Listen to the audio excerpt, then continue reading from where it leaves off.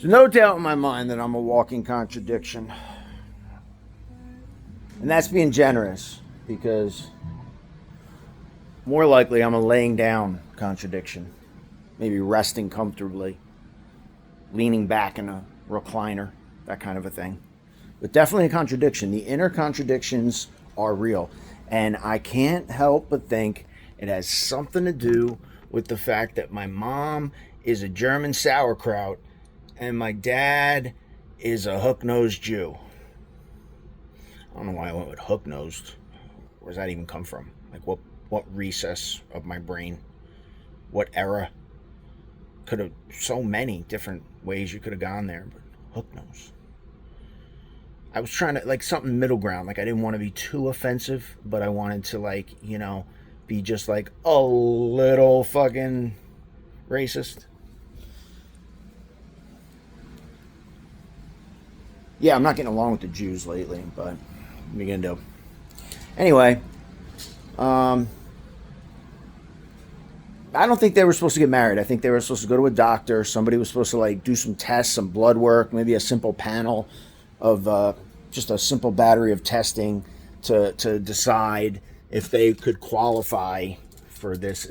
Fill out an application and see if they can get qualified to procreate. And somebody somewhere along the way, some bureaucrat, some sort of a government worker, health aide, healthcare worker, someone with a fucking degree should have said, sorry folks, if you guys want to hang out, Netflix and chill, that's fine, but if you have one, just know we're going to show up the next day to snuff it out. It's not happening. And that's for you. That's not for us. I mean, really, it's for the future of your child. It's euthanasia, extreme euthanasia. It's being proactive in a way that is actually just the most humane thing you could possibly do. Like, don't let a wildfire get started, Put it out before it gets into the danger zone. Because if you don't, you're going to raise a kid who's like a hoarder on his mother's side, but OCD and neat on his father's side. And he loved them both so much and wanted to be such a good kid because you both fucking guilt tripped the shit out of him nonstop and said, no, fucking children having children. You know what I mean? You fucking drilled so much shit into him that makes no sense inside the same human being. How am I going to be health conscious and, keep a good sleep regimen? My sleep hygiene is going to be terrible because my mother has no fucking self-discipline whatsoever. She goes to bed when the honeymooners is over, and if it's a school night for me, so what? I don't want to be alone. That was her mindset. She was like, yeah, hang out with me. Hang out with me. She should have gone to jail too. Child Services should have been on her ass as well, because when she told me to stay up late and watch The Twilight Zone with her, and I was like, who's Rod Serling? I don't even fucking know, right? I'm just sitting there watching these TV shows with her at fucking 1 a.m. on a school night, and my father wakes up in the middle of the night, and, he's got to take a piss or something. He's like, what the fuck is going on around here? What? Is that the fucking TV? Do I hear the fucking TV? And he looks down the stairs, and he sees that little glow, the glow from the TV room, and he hears his wife, and wait a minute, is that a second voice? What the fuck? Who knows? Like, that guy, when he got down there, he was so jacked up. He was so ramped up, he didn't even know what to expect. For all I know, I was like the best case scenario in his mind. He was probably crashing out, just spinning his wheels, trying to figure out what was going on. And then he gets downstairs and he just sees his fucking... He's like, Jesus fucking Christ, didn't I tell you to go to sleep? God damn it, Jesus fucking... And he fucking grabs me off the couch and tosses me. He said, go upstairs. And I mean, dude, do the math, just some quick arithmetic. I get it. There was no Google, but there's still a pen and paper, a little pencil, get it out, a little stencil, one of those mini golf or the ones you get at the racetrack, the little ones, and just be like, okay, this kid is, how old are you? He's 9. Okay, he's 9. All right.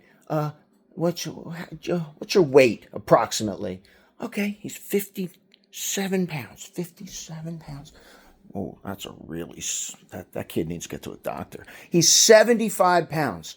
Okay, 75 pounds, And if I grab him, and I'm not going to grab him hard, I'm not going to throw him. I'm not trying to like pick him up and throw him against the wall. I just want him to go to bed. I just want to like be firm.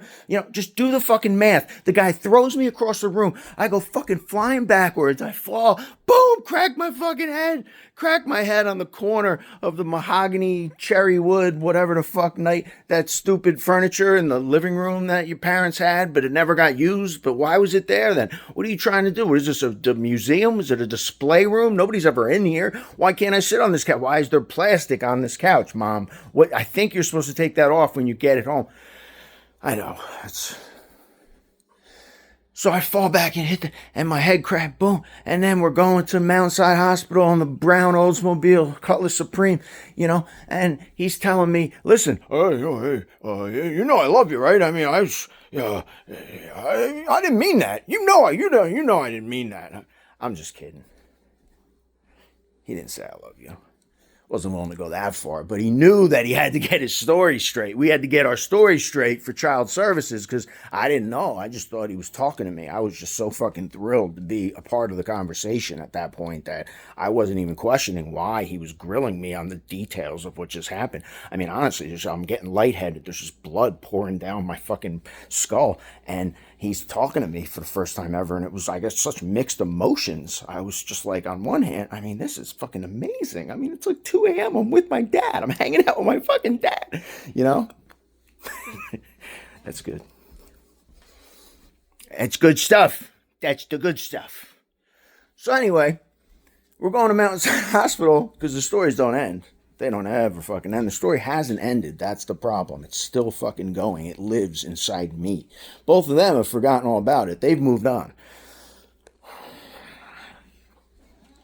Going to the hospital, he's telling me, I didn't mean it. I wasn't trying to do anything. I just wanted you to go to bed. I told you had football practice tomorrow. I did it for, eventually, whatever he said leading up to the, we all know where this is going.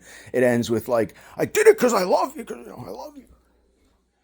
I did it for you. I had to do this for you. I fucking did it for you. I fucking love you. I fucking love you. I'm teaching you a lesson.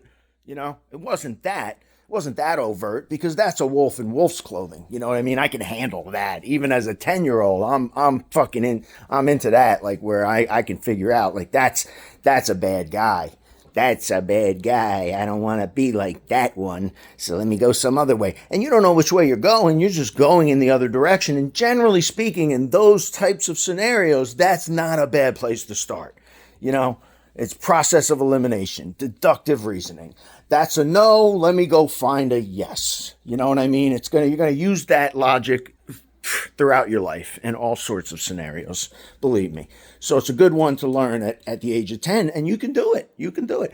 But when it's the fucking wolf in sheep's clothing, the one who's just beating the fuck out of you, but also you love him, and he's telling you that he loves you, that's the one that sneaks up on you because you don't know, because they don't mean it. It's a benevolent narcissist, he's a good guy. He means well, based on his intentions. He's got a good heart, but it's in the execution of the stuff that's really getting something's getting lost in translation, probably because you're talking to a 10-year-old. You know what I mean?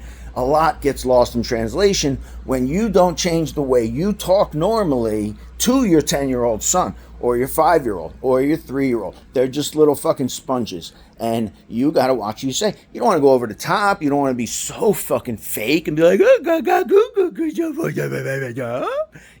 that. You're gonna end up with and the kid's fucking 15 and you're doing that. You know what I mean? Like that kid has a different set of problems. That's not the way to go either. But it's like everything else in life, stay away from the extremes. Try and stay between the lines. Stay in your lane.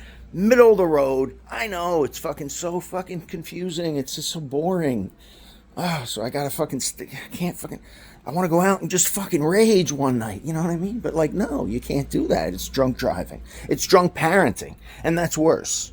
Drunk driving actually is not quite as bad as drunk parenting. Because, they're similar, but I'd rather get hit by a car than whatever the fuck my childhood was. You know what I'm saying? But I hear it. Now that I'm saying it, I can hear myself. That's probably not right. Drunk drive. I mean, they're both bad. They're both bad. Drunk driving while drunk parenting because your kid's in the car, that's the ultimate. That is like the woo. You fucking did it. Give that man a prize. You know what I mean? You won. You won.